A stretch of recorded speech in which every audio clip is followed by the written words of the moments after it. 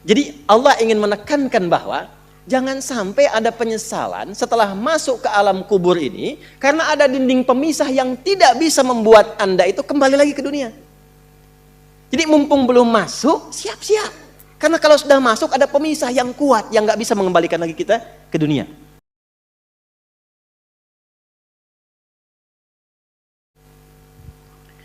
Kata barzakh, ba, ra, zai, kha. Barzakh. Kata barzakh, bila disebutkan dalam bahasa Arab, dia berarti pemisah dari dua tempat yang tak nampak secara kasat mata. Pemisah dari dua tempat yang tak nampak secara kasat mata. Perhatikan sini pelan-pelan. Ini ada dinding kan? Ya, di depan. Dinding ini kan memisahkan ruangan di sini dengan yang di belakang ya. Baik.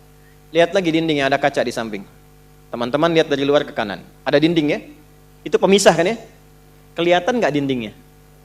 Nah, karena kelihatan itu nggak bisa disebut barzakh. Jelas? Maka dalam bahasa Arab itu disebut dengan satar kalau nampak remang-remang, hijab kalau nampak tertutup sama sekali. Jadi kalau nampak remang-remang, nutup tapi mesti kelihatan remang-remang, nggak nyata kelihatannya, itu disebut satar namanya. Satrun. Satara, yasturu, satran. Satara, yasturu atau satara, yastiru. Sudah? Satran.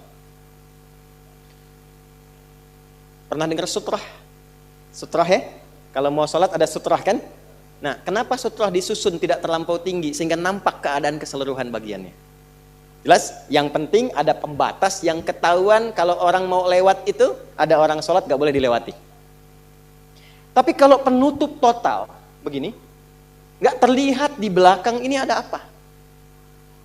Maka disebut hijab namanya. Hijab. Dari kata hajaba. Ibu itu pakai hijab atau pakai sutrah? Ayo.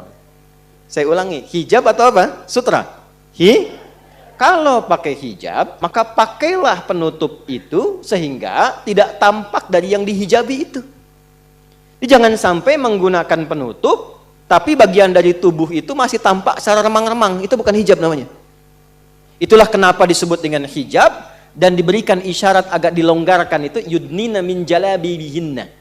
Direndahkan, dilonggarkan supaya dengan longgar dan rendah itu maksud rendah itu diturunkan bukan diangkat, ya. Supaya tertutup sempurna dan tidak tampak bagian dari tubuh sekalipun lekuk atau remangnya. Paham? Tapi di sini tidak disebut dengan sutrah, tidak disebut dengan hijab. Sebab hijab kalau dibuka terlihat. Tamam? Untuk alam ini sifatnya disebut dengan barzakh, bukan sutrah, bukan hijab. Jadi kalau antum mendapati dua bagian, ini satu A, ini B. Paham? Ini ada pembatas yang tidak menyatukan ini, nggak bisa ketemu nih. Di sini nggak bisa ke sini, nggak bisa ketemu, ini nggak bisa ketemu. Ya, tempatnya misalnya kelihatan tuh, dari sini kelihatan, tapi nggak bisa mempertemukan ini. Ini balik lagi ke sini, balik lagi ke sini. Ini barzakh namanya.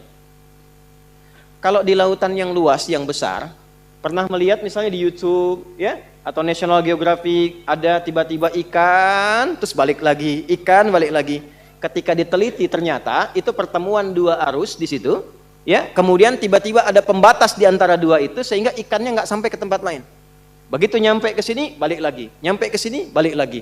Dan dahsyatnya karakteristik ikan di wilayah ini tidak sama dengan ikan di wilayah sini. Dan itu kalau dicari di kitab manapun, keterangan itu ditemukan di kitab suci hanya dalam Al-Quran. Surah ke-55 ayat 19 sampai ayat 20.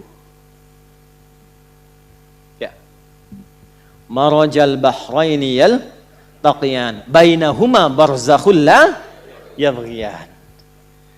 Allah pisahkan dua arus air dalam lautan itu. Ya, marajal bahraini yaltaqiyan, yang keduanya itu Ya nggak bisa menyatu. Ketemu di satu titik tapi nggak bisa nyatu. Kenapa nggak bisa bersatu? Bainahuma barzakhul la yabghiyan. Karena keduanya ada dinding pembatas yang tak nampak secara kasat mata. Jadi nggak kelihatan dindingnya, pemisahnya nggak kelihatan. Tapi alamnya ada. Ya, pemisahnya nggak kelihatan, alamnya ada. Tempatnya kelihatan, tapi alamnya nggak kelihatan, pemisahnya ada. Sehingga ikan itu kelihatan oleh kita nih. Ini arus ini, arus ini. Coba balik aja, balik. Dindingnya kelihatan. Yang paling dahsyat ada lagi yang airnya yang satu itu, ya, asin, yang satu itu awan. Dan itu ada di Quran juga. Surah 25, ya, Al-Furqan ayat 53. Hadza 'adzbun furatun, kemudian wabilhun ujaj. Satu lagi asin. Yang ini tawar segar, yang ini apa? Asin. Itu di Quran surah ke-25 Al-Furqan ayat 53. Pelan-pelan. Pelan-pelan. Balik lagi. Nah, yang ingin saya katakan adalah kalau disebutkan barzah, jadi ada dinding pemisah yang tak nampak pemisahnya ini. Cuman kalau dilihat tempatnya, ada tempatnya. Ada tempatnya. Cuman keadaan di tempat itu kita nggak tahu apa. Karena ada pemisahnya. Nggak bisa merasakan yang ada di dalam. Kecuali kalau sudah sampai ke tempat itu. Ketika disebutkan barzah dalam Quran, ini ingin memberikan penekanan pada batas kehidupan yang terpisahkan. Dan kita nggak akan pernah kalau sudah ke situ balik lagi karena ada pemisahnya. Intinya apa? Kalau sudah masuk ke alam ini, kenapa disebut dengan barzah? Anda tidak akan pernah punya peluang untuk kembali lagi. Diam di sini, kelihatan oleh orang yang masih hidup, ditanam di dalamnya, di alamnya, di tempatnya. Tapi Anda sendiri dan kita yang hidup tidak akan pernah bisa saling melihat apa yang dirasakan. Dan kalau sudah masuk, nggak akan bisa balik lagi. Karena ada dinding yang membatasi. Jelas? Oke, saya simpulkan dengan cepat. Kenapa disebutkan dengan barzah? Untuk memberikan kesan bahwa kalau sudah masuk ke alam itu, jangan harap Anda untuk bisa kembali ke alam dunia karena ada dinding kuat yang membatasi sekalipun tak nampak dalam pandangan orang yang masih hidup. Paham? Maka turunlah Quran surah ke-23 Al-Mu'minun. Baca ayat 99 sampai 100. Khususnya di ayat ke-100-nya. Ayat 100-nya di ujung ayatnya. Wa min waraihim barzakhun ila yaumi yub'atsun. Ada?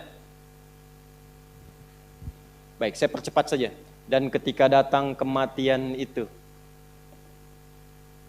lalu orang-orang yang tidak yakin dengan kematian itu, kehidupan setelah kematian, karena dia banyak menikmati dunia, tidak siap-siap dengan bekal akhirat, tidak siap-siap dengan bekal ke alam kuburnya, tahu meninggal tapi nggak menyiapkan bekal untuk meninggalnya, maka dia kaget pada saat dia meninggal itu dan dia berkata, qala rabbirji'un.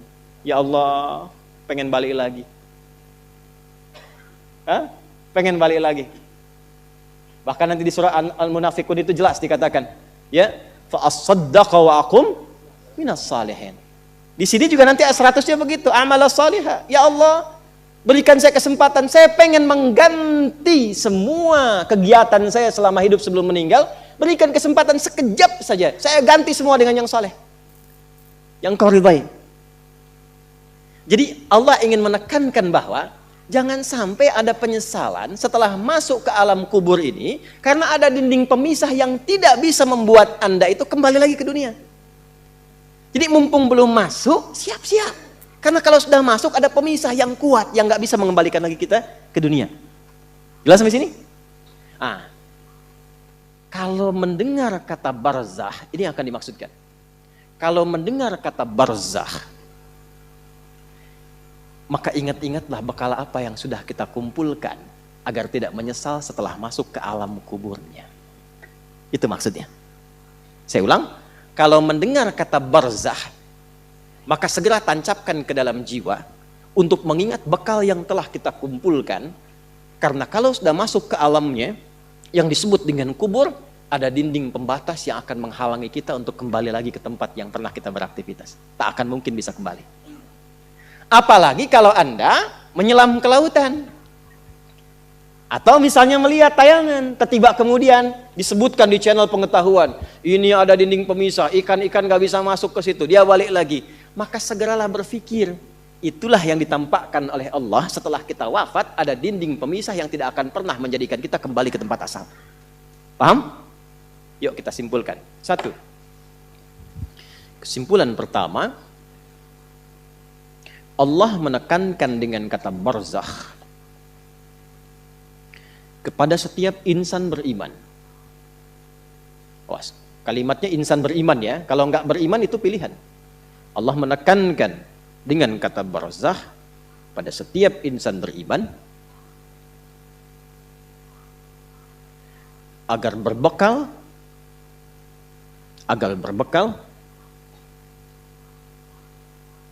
berupa amal saleh sebelum wafat, sehingga tidak menyesal saat di alam kubur dan meminta kembali ke dunia. Tenang, masih dunia Bu, bisa diperbaiki.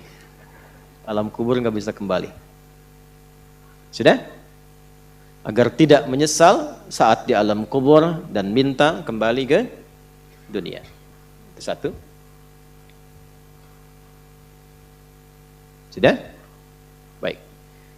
Nah, sekarang alamnya tadi disebut apa? Tempatnya. Kalau barzakh tadi kan pemisahnya. Ingat, ya. Nah, alamnya apa? Kubur. Tempatnya apa? Kubur. Oh, karena belum masuk kita ya. Barzakh itu pemisahnya. Saleh, salihah, ya. Barzakh itu apa? Pemisahnya. Kalau alamnya apa? Tempatnya apa? Nah, alam itu tempat. Alam itu tempat. Kenapa tempat disebut alam? Dari kata alima, kata alamat, penunjuk. Karena di tempat itu Allah menunjukkan tanda kebesarannya. Jadi setiap kita masuk ke tempat tertentu mesti kenal di mana setiap tempat yang bisa mendekatkan diri kita kepada Allah. Makanya kalau jalan-jalan cari tempat yang bisa mendekatkan diri kepada Allah. Kalau belajar di tempat yang bisa mendekatkan diri kepada Allah. Karena itulah tempatnya disebut dengan alam. Ya, alam dunia, alam akhirat, alam hewan, alam tumbuhan dijamakkan jadi alamin. Siapa yang punya alamin? Siapa yang merawat? Yang punya, yang merawat, yang memberikan kebutuhan disebut Rabb. Kita memuji setiap hari 17 kali alhamdulillahi rabbil. Tapi yang muji ini nggak kenal Allah, itu anehnya. Atau barusan sholat tapi cari tempat yang menjauhkan dia dengan Allah. Itulah sebabnya kenapa disebut dengan alam. Kalau sudah muncul tanda kebesaran Allah, berubah dari alam jadi ayat namanya.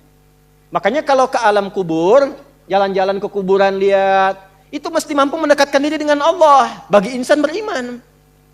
Insan beriman tuh begitu melihat nih kubur, ini alamnya. Makanya alamnya disebut kubur, tempatnya kubur.